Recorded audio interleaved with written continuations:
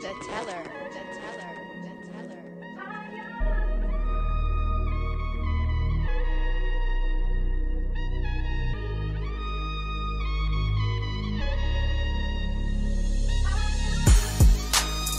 It's another day. Left jab, right jab. This is MMA. Mixed martial arts, quick body parts. Undefeated when I pick 'em. Who the champ, who the victim? Looking in my crystal ball, I predict the winner. Never stop fighting. If you lose, keep your chin up. Know how the game go. I'm a smart fella. Welcome to the show. This the MMA fortune teller.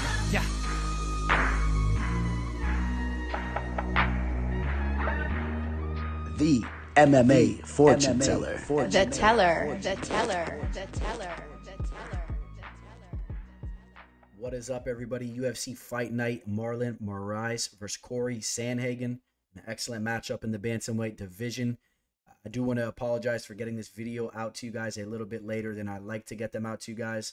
I've been a little bit busy, and as that one kid once said on that YouTube video, I got time today. So here's the video. I hope you guys will enjoy this. I got the Marlins playing in the background over here against the Braves. Not too happy about what's going on over there. On the brighter side, as far as baseball goes, I did have a little play in the Yankees last night. For those of you guys that follow me on Instagram, you see it on my story here, posted today. And I'm filming this Tuesday afternoon. And obviously the Yankees did win at the beginning of that series. And if you guys follow me on Instagram, MMA Fortune Teller _, you guys can keep tabs on and all types of stuff I got going on. Obviously, it's all mostly MMA related, but I do like to talk about other sports here and there. And speaking of the best sport on planet Earth, mixed martial arts, we got to take a look back at the fight card that we had that took place this past Saturday. UFC Fight Night, Holly Holm versus Irene Aldana. We will start at the bottom and we'll work our way up to the top. And I only had one play locked in for this card, as a lot of you guys already know. In the first fight, Luigi Vendramini, he did take out Jessen Ayari. Luigi was a guy that was beating up on a lot of cans, lost his UFC debut, but I guess he has proven that he can still, carry over that power and that finishing ability to the big show. We'll see how he matches up against higher level of talent, a higher level of opponent than a guys like Jessen Ayari. In the next bout, Casey Kenny taking on Haley Alateng. This was the first leg of my parlay. I'll let you guys know right now, the one play I did have was a 2-team parlay, which I do like to attack occasionally. I always say I don't like to go anything past a 2-team parlay. Occasionally maybe a 3, but you'll rarely see that. Casey Kenny, I knew that he was the superior fighter here all day, and the line got very high. I was able to grab him right around -310, which in my opinion was a great opportunity to make some money on the parlay leg. He was going to be the superior fighter in there. You saw it. He absolutely outclassed Alateng, completely styled on him. And it was one of those fights you could just sit back and pretty much just put your feet up and start getting ready to cash the other leg of your parlay, which was, it's always a great thing, right, when you got big money out there. Loma Lakbunmi, she took out Jin Yu Fry. She looked very good out there. Of course, when this is a girl that's been training Muay Thai since she was a little kid. She's a multiple-time Muay Thai champion, and she proved it out there. And in that fight, I still do have some worries about her takedown ability. I think that Frey did not go out there and execute a game plan properly. She should have been continuously going for takedowns, and she did not do that. But Loma, she's a girl that looks good on the feet, but I might look to fade her against the right opponent that knows how to get takedowns and knows how to implement a game plan. In the next fight, Amavov, who took out Jordan Williams. Jordan Williams was the guy from Dana White's Contender Series. Had a lot of hype on him. The line on him was pretty high, about a week or so leading up to that fight. And as the fight came closer and closer, you saw the line moving big time to Amavov. And people saw some things in Amavov that they liked, and I guess they knew what they were talking about. I thought it was an entertaining fight, but Amavov was landing more significant shots, and it's a guy that we'll keep an eye on moving forward. And shout out to Jordan Williams as well, because Jordan Williams is a class act, and I like that guy. He brings the fight. He's an extremely tough guy. In the next fight, we had Joshua Kulibau taking on Charles Jourdain. We had the split draw. Probably thought that Jourdain should have won a decision there. It was very close. I thought Jourdain, obviously lost the first round. Jourdain bounced back. The second round was close. Kulibau did outstrike him, but it kind of looked like Jourdain controlled the second round a little bit. It was close. And then the third round, Jourdain started to put it on him.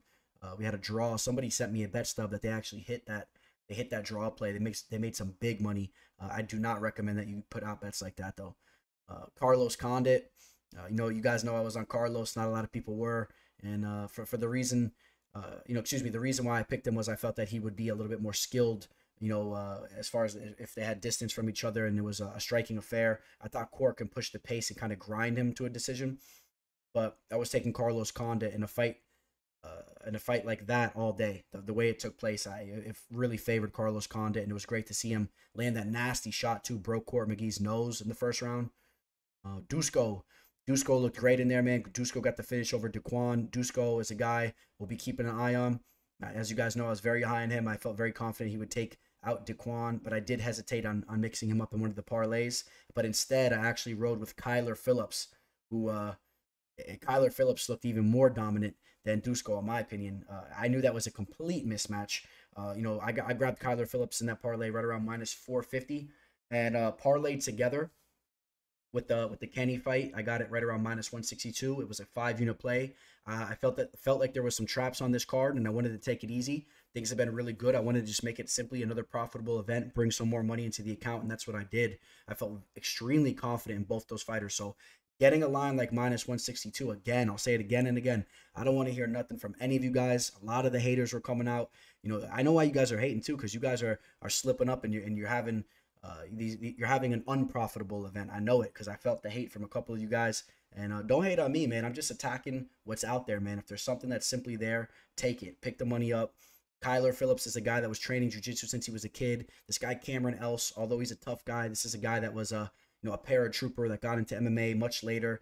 You saw Phillips was the much more natural grappler, and his striking is nasty as well. So I was on Kyler all day there. I love those types of plays, just easy money.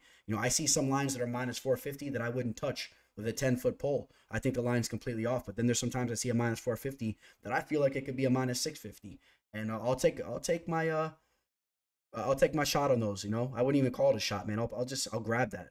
And then we had Jermaine Durandamy. Now, I want to talk about two plays here.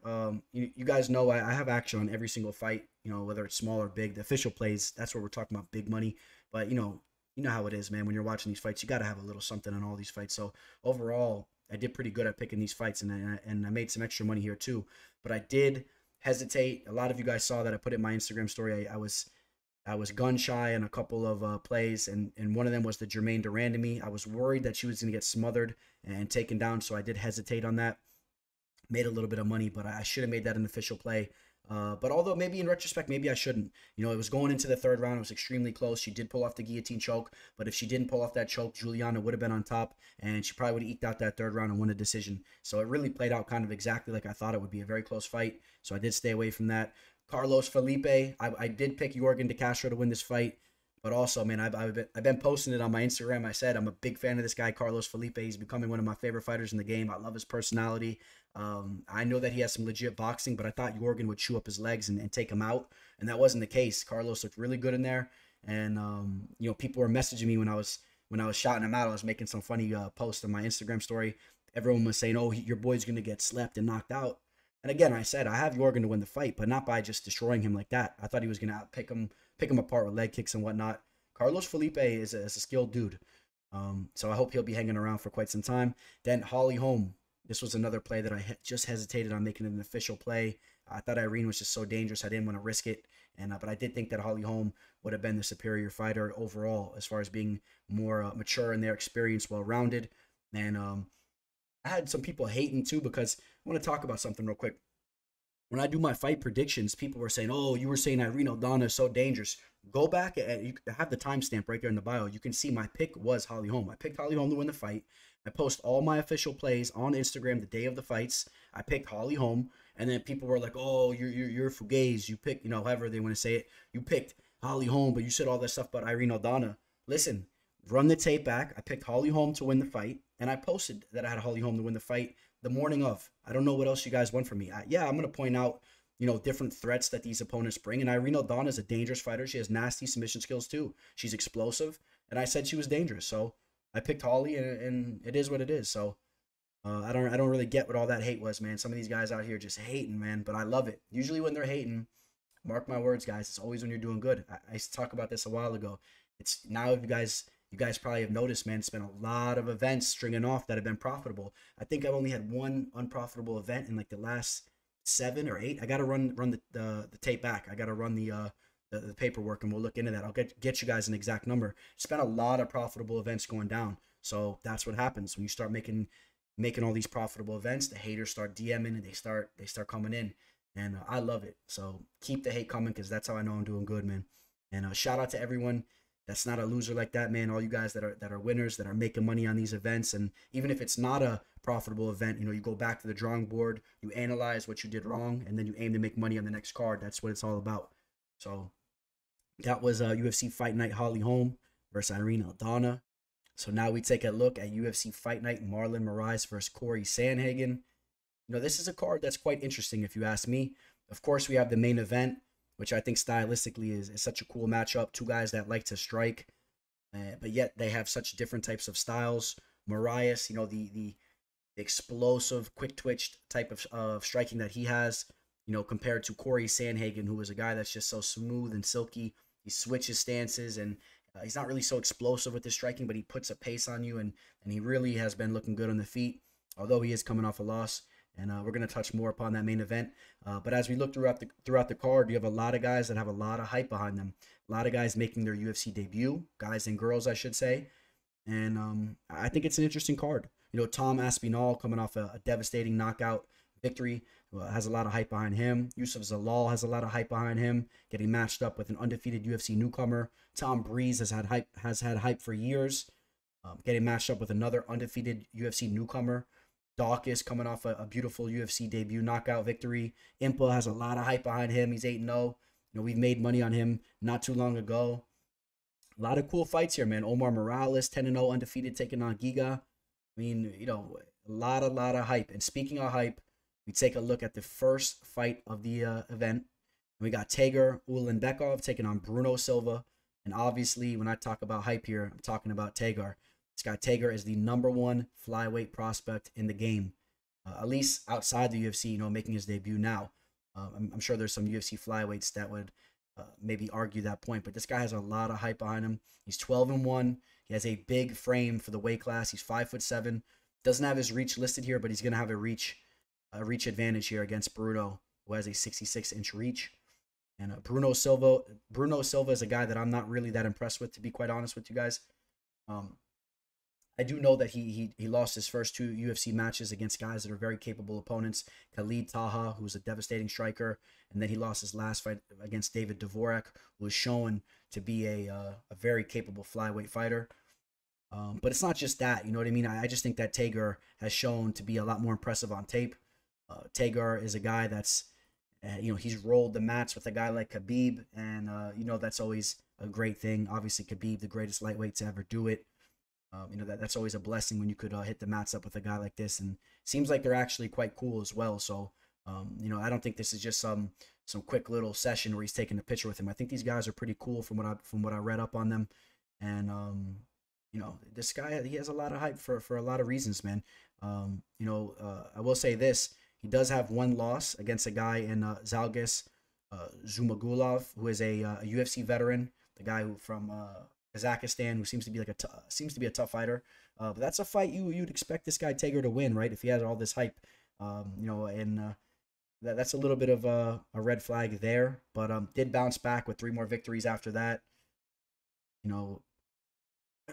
I see where the hype's coming from. He can grapple, he could strike. I was quite impressed with both of his skills in both those departments. I think he is a very well-rounded fighter. Bruno Silva, on the other hand, although he is the Brazilian fighter, I believe this guy is definitely more of a striker than a jiu-jitsu player. I know he's had some kickboxing fights, and 30 years old, and majority of his wins have actually come by way of striking. A lot of knockouts. He does carry some power. And yeah, he has some professional kickboxing matches here as well. His jiu-jitsu is not horrible either. He's definitely capable there. But again, I don't expect him to have the edge there. And as far as the line goes, Tager is a -370 right now in some books, as high as -455. So that line's getting steamed. Anytime you see the Russian fighter that has a nice resume behind him making his UFC debut nowadays, people are just storming those types of lines. But I do think it's valid, and I would be quite surprised if he lost the fight, to be honest. I'd be quite surprised if Bruno wins the fight. I just think he's going to be a little bit shorter out there, a little bit more stumpy. And, like, you see his fight here against David Dvorak. David Dvorak was really able to tee off on him, quite often, and I don't expect this fight to be any different. So, and again, if it hits the mat, I give Bruno the disadvantage there as well. So, a lot of things going against him. And, yeah, definitely got to go with Tager here. And we'll see down the line if the hype is real.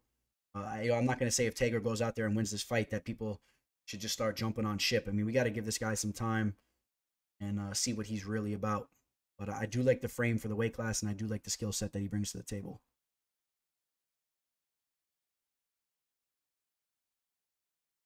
All right. We'll work our way back to the next fight of the card. We got Tracy Cortez taking on Stephanie Egger. Tracy Cortez is a girl that is very capable. I like what she brings to the table. We've seen her get a solid victory over on Dana White's Contender Series, and actually looked quite good in her last fight too. Got the unanimous decision against Vanessa Melo, the Brazilian chick there. Tracy's coming in right around a -260, which is to be expected. I think this girl has some hype behind her too. I think the title of this episode should be called Hype. There's a lot of hype behind a lot of these guys and girls, like I said. Tracy Cortez, man, she's a strong grappler. She can strike as well, extremely tough. I believe she has the Mexican background, the Mexican-American chick, fighting out of Arizona, taking on the UFC newcomer and Stephanie Egger, who is coming off a submission victory over there in Buddy MMA Clash. I do think this is a big step up for Stephanie. She's quite big for the weight class. She's going to have a 3-inch height advantage. Very, very lean, very athletic looking. She's 32 years old. On tape, I mean, she definitely has some skills. I mean, she seems to be well-rounded as well. Seems to have some good striking and some good grappling skills as well. So, against very much lower level talent here, has a victory over Mara Barella. You guys know my thoughts on Mara, though. I know she is a multiple-time UFC veteran, but I do not give that much merit. She lost to Alexa Connors. That's a girl you guys might be familiar with. Not really UFC caliber. So, yeah, I expect Tracy Cortez to go out there and handle business, because Tracy Cortez is UFC caliber.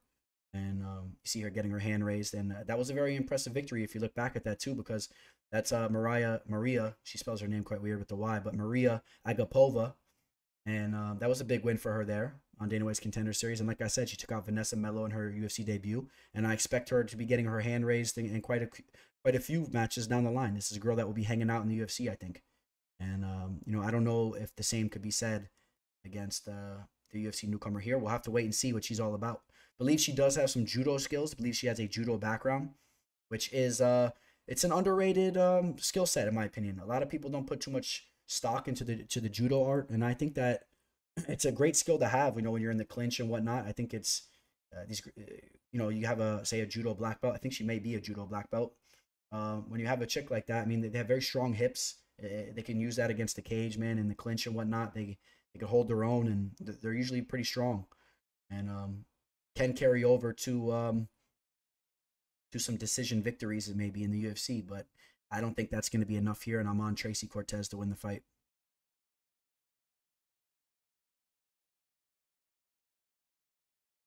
Now, in the next fight, little surprised that this fight is as early in the night as it is. Thought this fight could have been moved up a little bit higher on the card. Two guys that are starting to make a name for themselves. Giga Chikazi taking on Omar Morales. Omar Morales is a guy you guys know I had a play on not too long ago. So always great to see, I guess the way I like to describe those guys, they're kind of part of Team Teller. When they brought money in for me, I got to consider them part of the team. The Venezuelan fighter, Omar Morales, trains down here at Hard Knocks 365. He's brush shoulders with many of the greats, and he's trying to make a name for himself. He's 34 years old, but don't get it twisted. This is a guy that doesn't have a lot of mileage on him. So, his 34, in my opinion, is more like a 30-year-old. This guy comes in phenomenal shape and does not have a lot of mileage on him at all. In the play that I did have against Gabriel Benitez, I mean, that was the play, excuse me, against Gabriel Benitez, and a lot of people were were saying Mowgli's dangerous, be careful, this and that. Man, I thought that was easy money, and beforehand, and it proved to be easy money. So shout out to Omar Morales for bringing the money in there. Obviously, he made a name for himself against Harvey Park, a guy that had a lot of hype behind him in LFA, I believe it was, and he took him out on the Dana White's Contender Series show. And I had a little play on him that night, and you know, I've been a fan of him ever since. We take a look at Giga. Giga is a guy that you know, he has some excellent striking skills. This is a Glory kickboxing veteran. Not a lot of people can say that. You know, Glory is one of the best kickboxing promotions on planet Earth. And you know, so when you're talking about a guy that's fought in Glory and he's coming over to the MMA game, I know it's a different type of striking scenario when you're in an MMA match compared to a straight kickboxing match, but I think it does carry a lot of weight.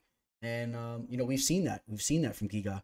And specific matchups, it's just, you know, if you're not going to grapple him and you're going to sit out there and you're going to try to have a kickboxing match with him, like Erwin Rivera did, or even Jamal Emmers mostly did, and Brandon Davis, really all three of these guys kind of kept it on the feet for the most part. You know, good luck on trying to outpoint a guy that's you know, a legit kickboxer. Omar Morales is a guy that likes to strike. I do think Omar Morales can do it all. He's very strong in the clinch, and you know, just going back to my point real quick, saying that that Giga can really give guys trouble that are going to stand with him. I'm going to also, even though I said that, I'm also going to kind of go against what I'm saying, because Omar Morales is a guy that I think that if he does strike with Giga, I think that he can get the better of the striking. I've been very impressed with Omar striking, and you know, maybe he could work in the clinch a little bit more though too, push him up against the cage, and I think that Omar Morales is just going to be the stronger fighter, and maybe he could even sneak in a couple takedowns here and there to help him get an edge there as well. But I am on Omar Morales here. But Giga is a dangerous fighter, and you know, Giga is a guy that can easily upset your party as far as a striking match goes. But I'm on Omar Morales, and real quick, let's just see how these guys match up physically, because Omar Morales is a specimen, man. Comes in very good shape. Yeah, same reach and almost identical height as well. Giga has about an inch height advantage, so should not be much. And I know a lot of people are high on Giga, and in the right spots, I understand it, but I like Omar Morales here. I think Omar Morales is the more thick and more stronger fighter as well, and I think those can give him some edges there.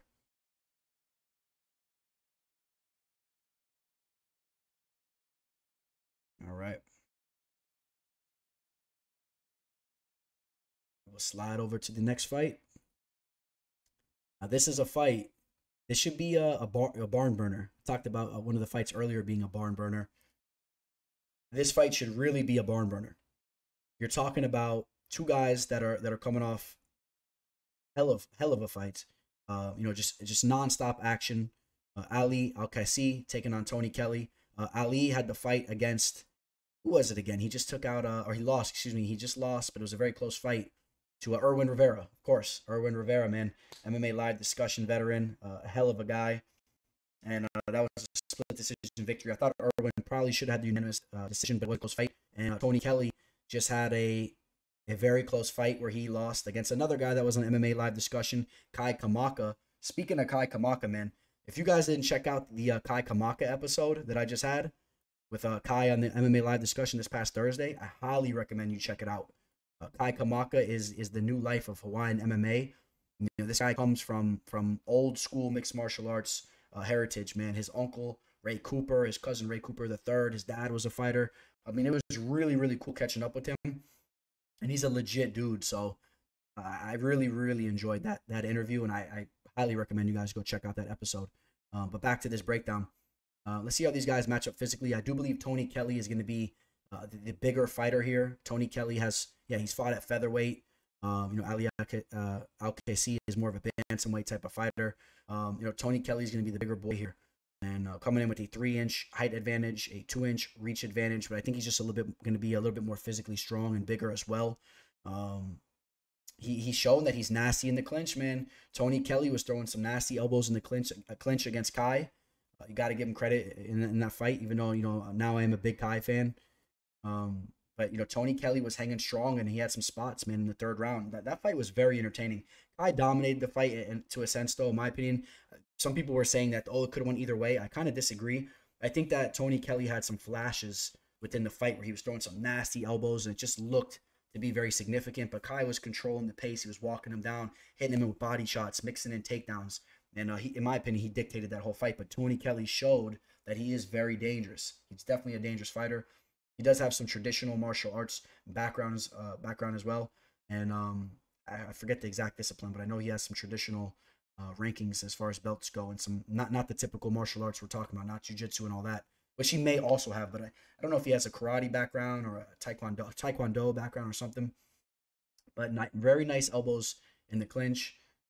Here is Al KC and Erwin Rivera, this fight was just an absolute barn burner. But this was a pretty much meat and potatoes type of fight, man. We're talking about two guys, biting down on their mouthpiece, man, throwing heavy hooks and kicks, and they were just going at it. Not to take anything away from the fight. I mean, I say that as a compliment. It was just, a very, a tit for tat type of fight, back and forth. Excuse me there. And but it was a very entertaining fight, an extremely entertaining fight that I highly recommend that you watch that fight if you haven't. But Erwin Rivera definitely did enough to win that fight, and Erwin is a very tough customer. But I think that Tony Kelly is just as skilled as Erwin and a little bit bigger and more physically imposing. And I'm going to give Tony Kelly the nod here. I think that Tony Kelly is going to hand Ali Al-Kassi another loss here in the UFC. So the line -210. I'm not sure exactly how I feel about that, about putting money on that. Depending, he has some things going for him, but Ali Al-Kassi is a guy that is capable. He's a dangerous fighter as well. So make sure you guys tune in for that fight. I'm telling you, that's going to be an entertaining fight. These guys both bring it. They really both bring it. So, all right. All right, this brings us to another fight here. A guy that's, I guess he's, an MMA fortune teller veteran. I guess we'll call those types of guys. Guys that brought money in. Impa Kasangane, who just took out Maki Patola. I was all over that fight, man. Grabbed that great line. I told all you guys had to have been on him there. Maki is a guy that, he has some skills as far as striking goes, but not really crazy about Maki. I think that he probably won't last that long in the UFC, if I'm being honest with you guys. Where I think Impa Kasangane is going to be hanging around for quite some time. Extremely durable, extremely tough. He's going to be able to get away with that right now. He's 26 years old, doesn't have a lot of mileage on him. Down the line, I don't know how long that will last. He eats a lot of shots, but he eats them. He straight up eats them, man. And he keeps walking forward. And he throws nasty body shots, and he can work in his grappling too. In the last fight, he didn't even work in his grappling. I was actually pretty surprised because I thought he would. I thought he had a little bit of an edge there. I like when he works in his boxing to do some takedown attempts against the cage, and he holds position very well. He did not do that though in the last fight, and I don't know if he's going to look to do that in this fight too. I think this fight might just take place on the feet. I think we might have a tit for tat type striking matchup here. Joaquin Buckley just had his UFC debut against Kevin Holland.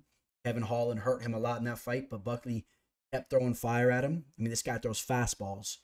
If you get in the way of his fastball, he'll put you to sleep. I truly believe that.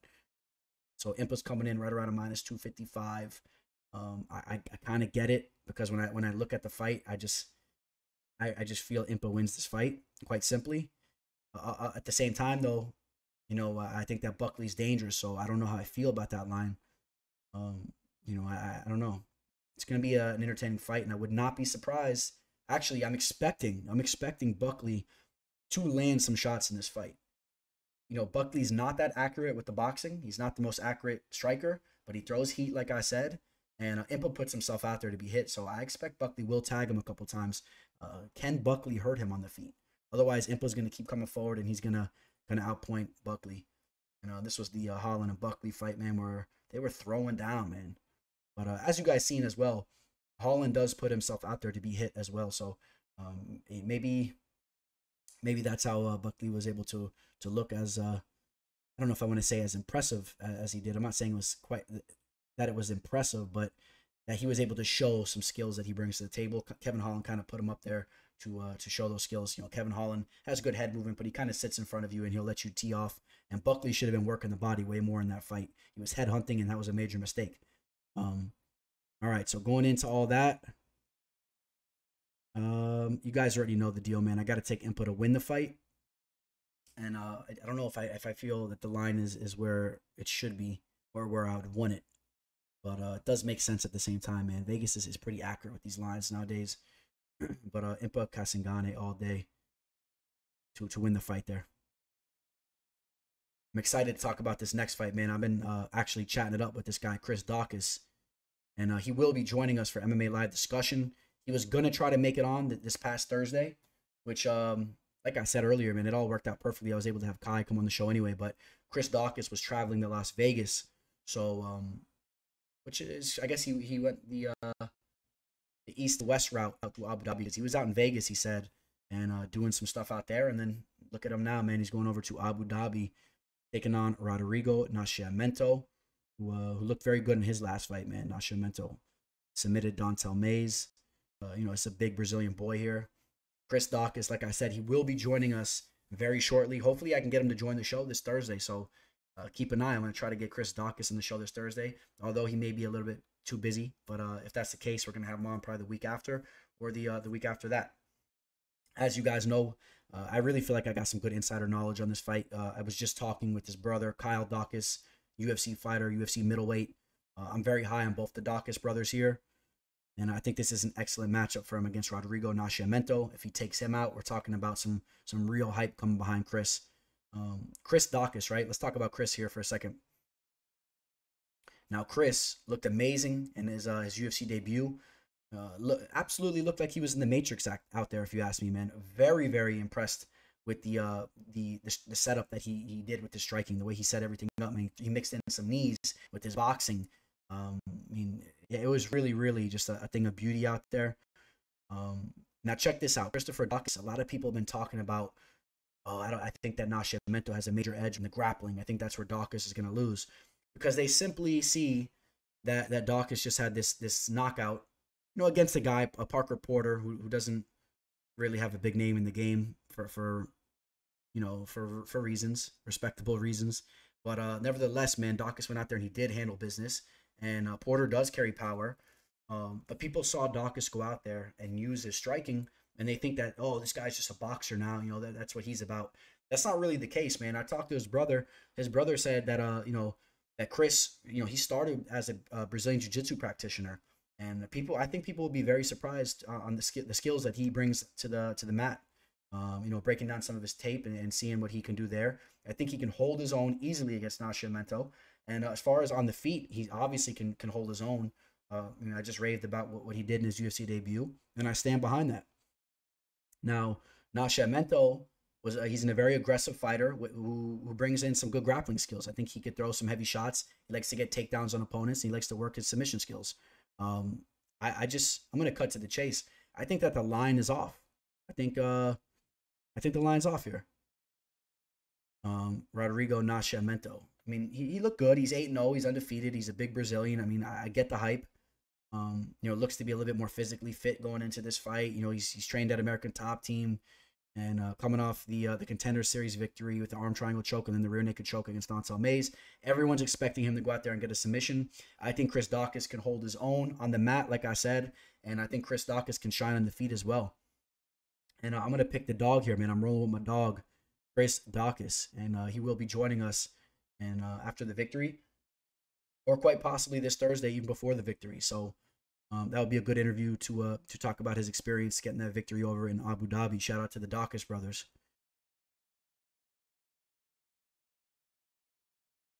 I believe Chris Daukaus is actually a police officer as well. And here we go. Tom Breese taking on KB Bhullar, another undefeated fighter making his UFC debut here on the card. We got another one coming up as well. Tom Breese, it's crazy, right? Tom Breese is 29 years old. Yeah, we'll touch upon this real quick. Yeah, man, this guy Bhullar is a big boy too, 6'4". We don't got a reach on him, but he has a reach as well. But I want to talk about Tom Breese. Tom Breese is a guy. I've been watching this guy for so long, man. He stepped away from fighting for quite some time, if you guys remember. I know he didn't fight for a long time, but he's at the age that he's at, man. He's only what did I say? 29 years old. I remember watching him. Where was it?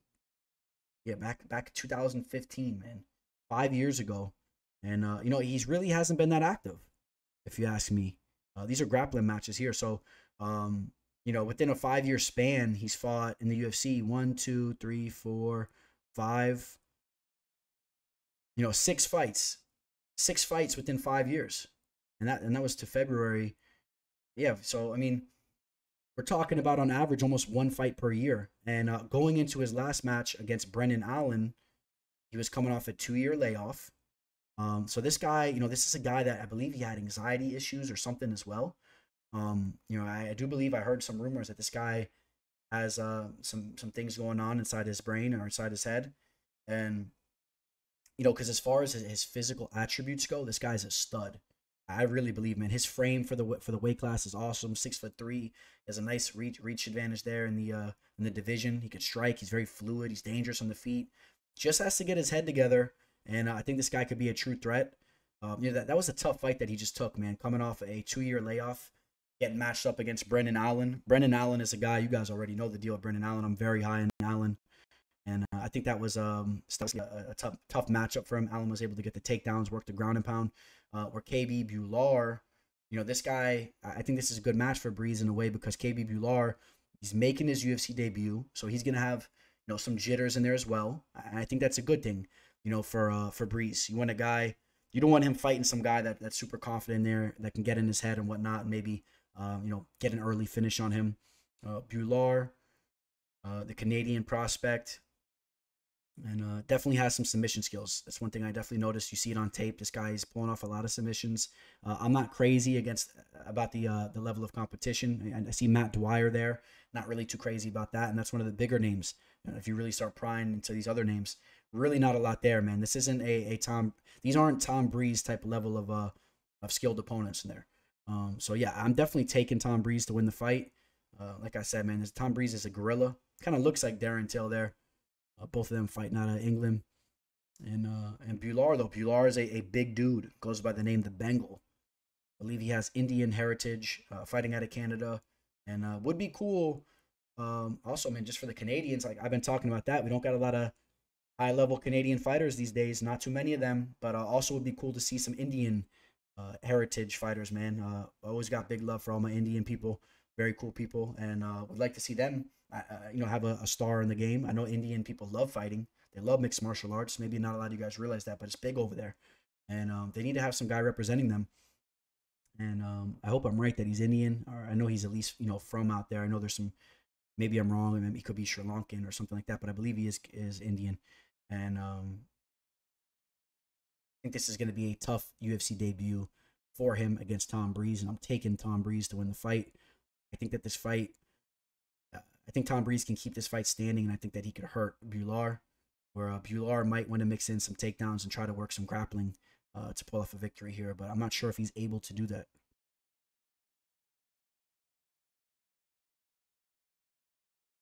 All right, so that is the pick. Tom Breeze is the pick. But remember now, like I said, Tom Breeze is a guy. He has flaked out in some spots, so.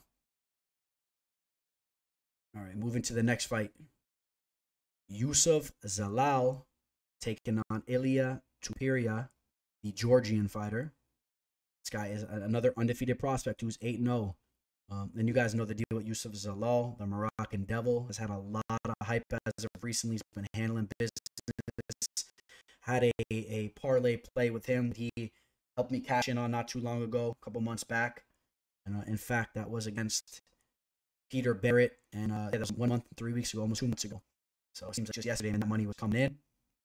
The Moroccan devil, training at a Factory X Muay Thai, man. He pushes a pace. His striking is nasty. His grappling is underrated. He's a very well-rounded fighter. He is only 24 years old. This is a guy that we're going to be hearing about for quite some time. And now he's getting matched up against a guy in Ilia that, you know, broke down the tape on him. He's only 23 years old, about to be 24. This is a guy that's, I think he's going to be a little bit slower as far as the striking goes against Youssef. Youssef's going to be a little bit more fluid and quicker in there. But Ilia actually carries some power, man. Seems to really to put a lot of weight into his shots. He loads up on his shots, and there's some power there. Was able to see him stuff some takedowns very nicely. You know, he's capable as far as all that goes. Very physically fit, and he's 8-0 for a reason. Especially against the guy that he's been fighting. You know, he's been out there taking out guys that he should go out and take out. This is a step up in competition for sure. Definitely a step up in competition. None of these guys here are on the level of a Youssef Zalal, but now we get to see this weekend how he performs, on a level up, on a step up against a guy in Zalal. So Youssef Zalal, 10-2, LFA veteran. Of course, now he is a 3-time UFC veteran. Check out Austin Lingo. Jordan Griffin was a nice win for him. And the Peter Barrett fight, he absolutely styled on Peter Barrett. Did lose 2 fights over in LFA a while back, but I think that he was so young still. I mean, he still is young. He's young, he's learning, and you're going to see major strides in this game. And I'm definitely taking him to win this fight. I'm high on him. I like what he brings to the table. I do think that his opponent is very dangerous. But like I said, I just expect Youssef to be a little bit quicker on the feet. And I think he has some underrated skills. And I love the Factory X Muay Thai camp out there. And he has a 3-inch height advantage, and we don't got to reach on Ilia. But Ilia's jacked up, man. He's a strong dude. But this is a solid matchup. This is another fight that you definitely want to see. And if you don't know about these guys, you're going to learn about a lot of these guys, man.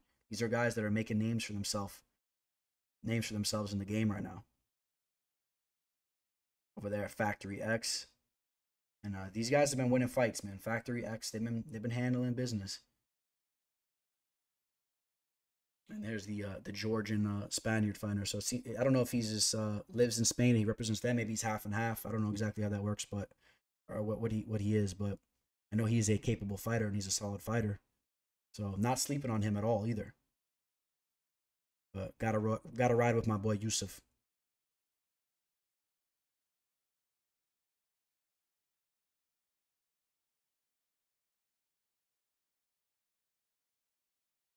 All right. We got the big boys throwing down. Tom Aspinall taking on Alan Baudot. And, like I said, man, a lot of guys that are making their UFC debuts, a lot of guys that have hype behind them, matching up.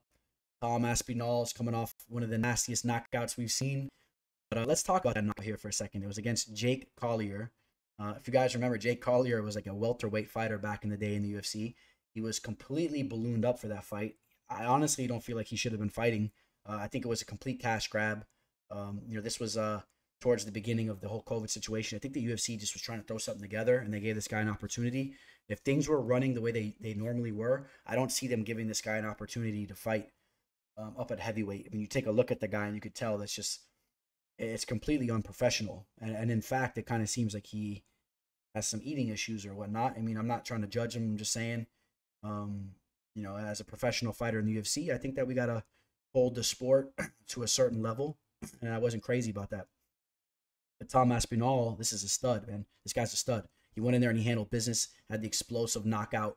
And people are all talking about how he looks like Frank Mir and this and that. Frank was tweeting about it or Instagramming about it. And it was a beautiful knockout. But this guy Alon is not Jake Collier up in the heavyweight division. This guy Alon is a guy that has some skills on the feet. He's definitely fluid on the feet and moves around quite good. I have seen him get completely starched, so maybe keep an eye on his chin as far as if Tom touches him. The fight I'm thinking about was that guy Dalcha. I don't know if you guys remember that African guy. Let's see if I can pull him up real quick. I was watching that fight a couple of days ago. It was the Dalcha Lungiambula fight, and that was a barn burner as long as it lasted, and Dalcha knocked him out. So his chin has been tested, though he did bounce back with 2 victories. Had the knockout over Utah there, and the DQ victory against Todd. But Tom's going to be throwing bombs. I really believe that. And I think Tom definitely has the ability to knock him out. And from what Tom just did in the octagon, I got to roll with Tom again. As far as the line goes, point I'm making, though, the line may be high. Just because Allen is kind of fluid on the feet and whatnot, it might play out to be an entertaining fight. It might. I don't know if it will go the distance. We might see a knockout here. I'm thinking more so. But I'm on my boy Tom Aspinall. It's a steep line, but I'm hoping that this guy Tom Aspinall is a legit fighter. I would love to see a big English heavyweight in the division knocking dudes out. I think that would make the division exciting. So definitely pulling for Tommy boy there.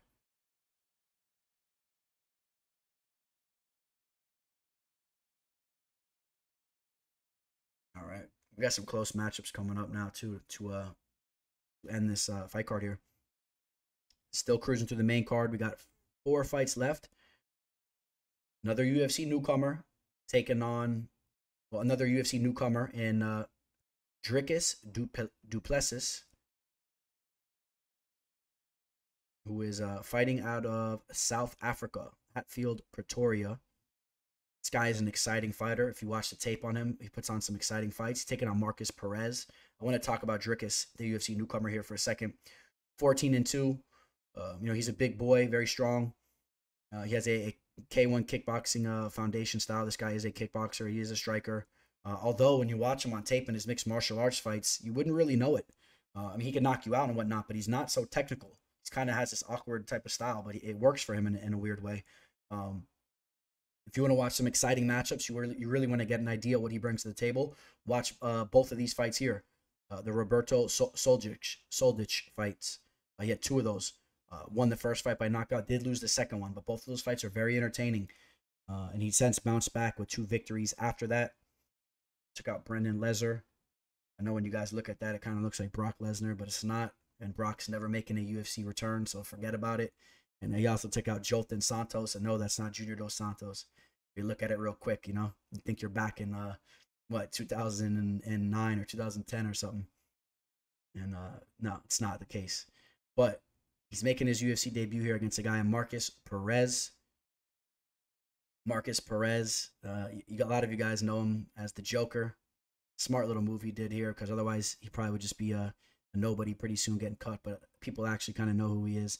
Does have some skills. I mean, I'm not trying to shit on the guy. He's not a bad fighter. He has some jiu-jitsu skills, and he has some power in his hands. He can knock dudes out. I've just been a little disappointed at what he's been bringing to the table. I think he has more potential than what he's been putting out there. Pull up his resume real quick, and I want to talk about some fights here. The Wellington Turman fight, he was so hesitant in that fight. I was really disappointed in his performance there. Looked great in the Anthony Hernandez fight. He hurt Anthony on the feet, pulled off the anaconda choke. I mean, he looked so promising there. Looked so great in the Ian Heinisch fight back in 2017 over in LFA. You guys know the deal with Ian. And then his only other 2 losses were against very capable opponents, but he gets gun shy a little bit, man. I would like to seen him take out Eric Anders. That was a fight he should have thrown more volume. And not sure if this is the type of guy you want to have money behind, because he's not so active. But I think that he's very live here as the slight dog. Dricus du Plessis is a guy, keeps his hands low, even though he has the striking style. He's definitely vulnerable to be knocked out. And I wasn't overly impressed with a lot of his technique. But at the same time, this guy kind of has some type of X factor, I feel like, man. Hey, look at him. That's him, and that's Monday. Yes, he's owning the week, man. That's what's up. He's a winner. He definitely looks like a winner, man. Check him out over here. Looks like he's winning, huh? And a legit dude, man. And it would be cool if this guy could make a name for himself in the game. He's grinding out. The South African James Bond over here. Let's see if he can make a name for himself. We don't have a lot of South African fighters, man. There's a guy coming up from South Africa. I've talked about them. I did a video on that. You know, his girlfriend is the girl that just won the Dana White's Contender Series fight and got the contract. His name is slipping my mind. You guys know what I'm talking about. Comment below. But the South African fighter, his name is on the tip of my tongue. He lost on Dana White's Contender Series. I talked to him a little bit on Instagram too. He's going to be making his UFC debut relatively soon, and that guy's a lot of potential. The point being, though, we want to see some more South African fighters in the game, and you know, I think it's cool. They're interesting people, and you want to have people from all around the world. And I do think the line may be a little bit off here. A lot of money has been coming in on the newcomer here, and if I can find him real quick. Dricus du Plessis. You see money coming in on him. He's reaching up to minus 155. I don't know if I like him there. I think the value may be more on Markus Perez as a dog, but I like Dricus straight up to win that fight for the time being. Keep an eye on my Instagram official picks. They can always change with some of these fights. The week transpires, more information comes out. I break down more footage, and we get to see weigh-ins and all types of stuff. And there's always interesting facts coming out on these guys, and it's a very close fight. But Markus Perez is a live dog, a slight dog. He's a live slight dog. Kind of pulling for the South African fighter, as I said, though.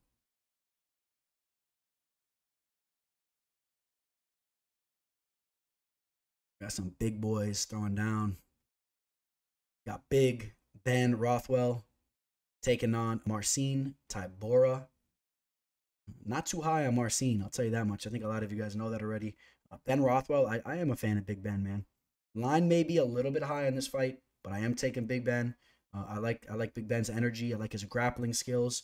Striking is unorthodox, but he'll smother guys, he'll corner them, he'll throw these unorthodox power strikes. Really overwhelms his opponents.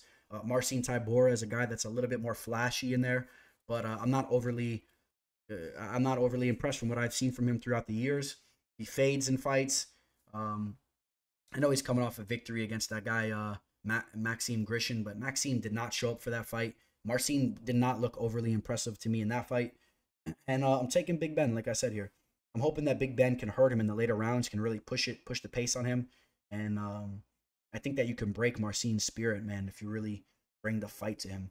But Marcin is a flexible dude. He'll throw up a head kick on you and whatnot, but he ain't knocking out Big Ben. Big Ben has the chin of a giant boulder on the side of the road. You could take a baseball bat and whack it, and it's really not going to move that much, and it ain't going to do nothing. But the big boy with the 80-inch reach, training at a Rothwell MMA. He has his own little thing up there in Milwaukee, Wisconsin. And Big Ben is a guy I've been watching, man, since the IFL days. And at the Twin Towers over here. But yeah, man, Big Ben's looking to be in good shape here too, man. Looking a little trim. Doesn't look like he's carrying too much extra weight. And he's living the life, man. Looks like a gender reveal or something. And then Marcin Tybura, like a guy. I mean, actually, Marcin looks to be in very good shape for this fight as well. I must give him credit. Just I ain't picking him over Big Ben. I'll tell you that right now.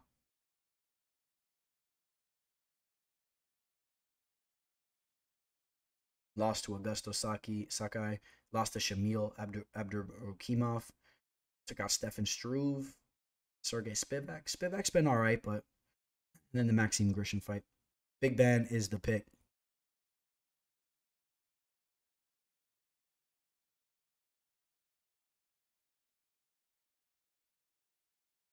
All right, guys. We got 2 fights left. At the co-main event, Edson Barboza taking on Makwan Amirkhani. Edson Barboza, one of the most skilled strikers in the game. He's only won 1 of his last 5 fights, but that's not the real story here. First off, you take a look at the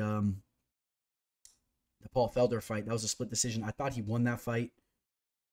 The Dan Ige fight, I definitely thought he won that fight. So as far as I'm concerned, straight up off the rip, he's 3 of his last 5 fights, I believe he won. So I want to clear the air up on that. The Gaethje fight, Justin Gaethje's a beast. Can't wait for that Gaethje Khabib fight. The Kevin Lee fight, he hurt Lee at times, but couldn't stop the relentless wrestling of Kevin Lee in that fight.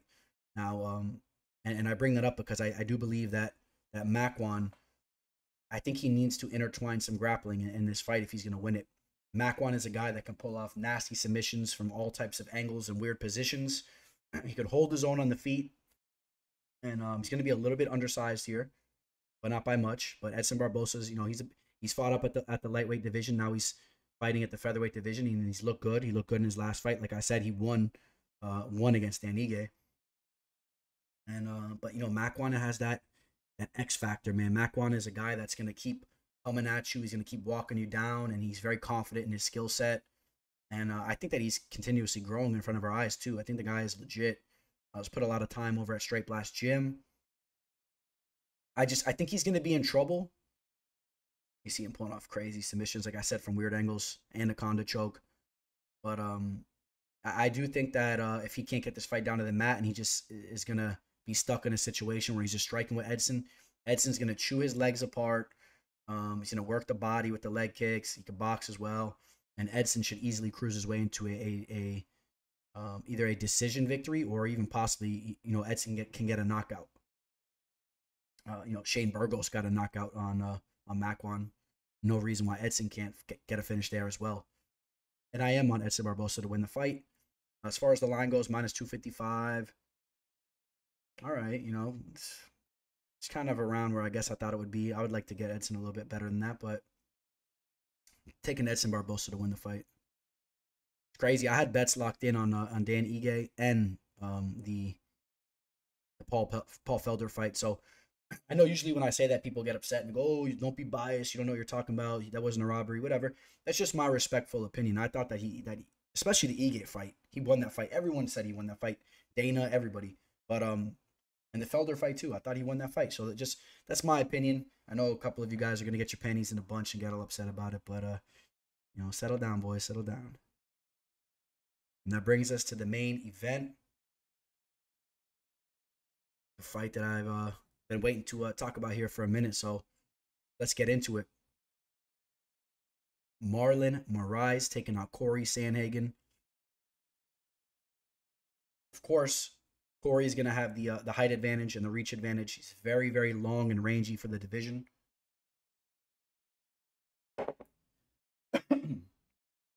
Cory is coming off a very tough outing against Aljamain Sterling.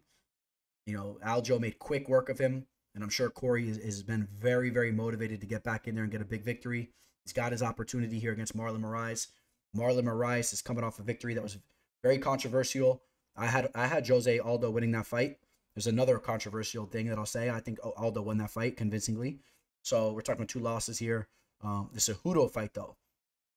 Let's run through Marlon Moraes' his background a little bit, man. Marlon Moraes, you know, fighting out of the World Series of Fighting before it changed over to the PFL. He was the champion there. I've been watching him from back in those days. He's always been an absolute stud. If you didn't know about him back then, comes into the UFC, just absolutely he's taking dudes out left and right. This was the nasty head kick that he hit Aljamain Sterling with. I'm not even sure if it was his shin or his knee that caught him. It was like this weird head kick. He finished him. Completely slept Aljo. I mean, that's what he brings to the table. We've seen him do that to Jimmy Rivera. We've seen him knock him out with the head kick. He's just so quick and explosive. You know, then he has the title fight against Henry Cejudo. Goes out there. The leg kicks are working.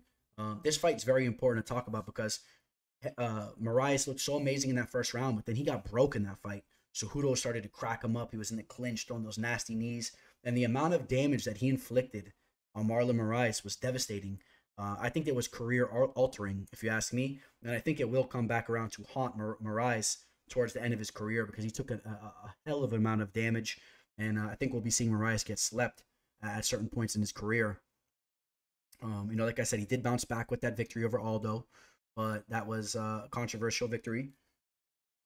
But it was good to see that he can go back in there, he could take a shot, and he could survive to the end of the round. Marlon Moraes is a stud. Dude is chiseled. He looks like a statue. And earlier, like I said, man, Marlon Moraes is like the how can we compare these guys if they were cars, man? I think Marlon Moraes is like a Porsche Turbo 911. I mean, this guy's explosive. He's quick, man. He's just quick twitch, man. He can finish you in there. Nasty leg kicks. And Cory Sandhagen is more like a kind of reminds me of like a Cadillac or something, man. Like a smooth, like maybe a nice souped up Cadillac. You know, he cruises, he switches stances, he's so fluid, he's rangy, and stylistically, man, I'm really, really excited to see how this fight takes place, because I do believe it takes place in the feet. So we're not going to see something like we saw where we all wanted to see Cory striking once again, and Aljo went out there and subbed him. Marlon ain't going to do that. Marlon's coming out there throwing leg kicks, and he's going to start to work all his different kinds of striking that he brings to the table.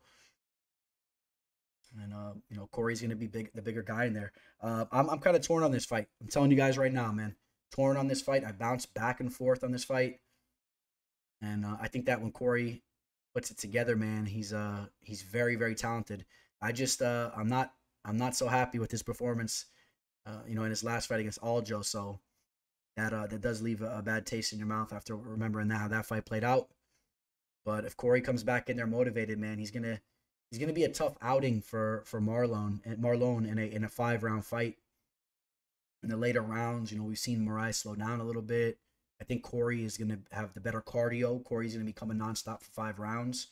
But I do think Marlon can end this fight. I think that he can get a knockout. The value may be on Marlon. We take a look at the lines real quick. It's a very close line. And initially, I thought it'd be like almost like a pick'em. So some money coming in on Marlon right now.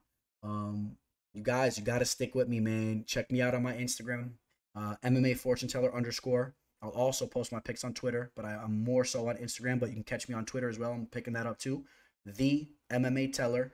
I'm going to have my official pick for the main event on the day of the fights. I'll have that posted because I need to pry into this fight a little bit more.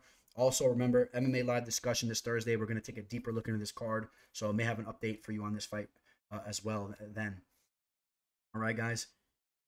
And initial lean, maybe Marlon Moraes. Initial lean. That's my initial leans. Let's see if I stick with the Marlon Moraes play. All right. And where are we? Yeah. So, you know, I think that this fight card is underrated. I think we got some exciting fights here. Don't be too critical on it. I know a lot of you guys didn't like the last fight card that we just had, but again, man, coming off another profitable event. If you guys are interested in my plays, reach out to me on Instagram, MMA Fortune Teller _. Shoot me a DM. Shoot me a message on Twitter, the MMA Teller.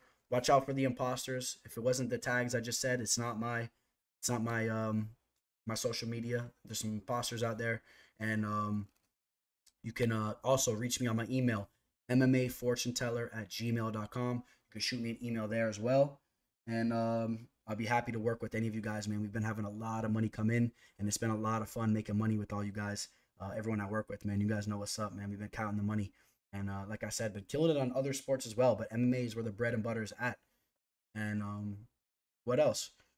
Going to look to have Chris Daukaus on the show Thursday. Hopefully that will work out. And yeah, if it's not Chris, if he's busy, we'll get another fighter on the show. And I think that's going to be it, boys. You guys all have an amazing week. It's Tuesday here. You guys have an amazing rest of your week. I'll catch up with you guys Thursday night. Saturday, most likely, we'll have a fight companion, and we'll have a great time together. And on that note, signing out, the Teller. The MMA Fortune Teller. The Teller. The Teller. The Teller. The Teller.